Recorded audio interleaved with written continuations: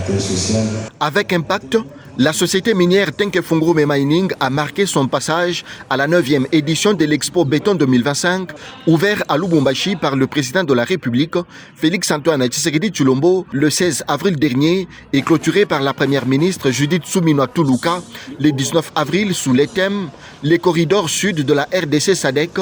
projet à développer et opportunités d'affaires, un salon annuel dédié au développement des villes et des zones économiques spéciales en RDC, dans lequel le géant minier du Lualaba a marqué en encre indélébile sa présence avec un stand imposant et beaucoup visité par le public.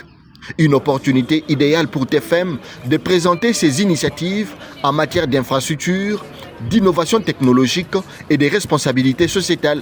Conduite par le directeur général adjoint John Otto, quelques membres de la délégation de TFM ont pris parole à la conférence organisée au cours de ce salon. C'est le cas de Igo Sinza, directeur des relations extérieures, M. Kassongo Bin Nassor, conseiller principal en charge des dossiers spéciaux, qui est par ailleurs président de la Chambre des mines de la FEC, Aldi Luzanga et Chief Reform Officer, qui ont participé aux discussions dans un panel et une table ronde. TFM a eu l'opportunité de montrer comment ces projets soutiennent les objectifs nationaux d'intégration régionale et de désenclavement, notamment en lien avec les corridors sud de la SADC. Le géant minier du Lualaba a aussi mis en lumière ses investissements dans les infrastructures locales essentielles à l'amélioration des connectivités et des conditions de vie dans les zones minières. Parmi les projets phares présentés, l'on note le financement de la modernisation de plusieurs axes routiers reliant les communautés locales au pôle économique,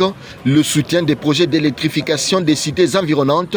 la construction d'écoles, des centres de santé et des points d'eau potable contribuant directement à l'amélioration des conditions de vie dans les zones environnantes. Ces initiatives qui s'inscrivent parfaitement dans la vision de l'Expo Béton qui cherche à promouvoir les solutions concrètes pour une urbanisation rapide et le développement des corridors économiques. Et au-delà des infrastructures, TFM a également mis l'accent sur ses avancées technologiques et ses pratiques durables.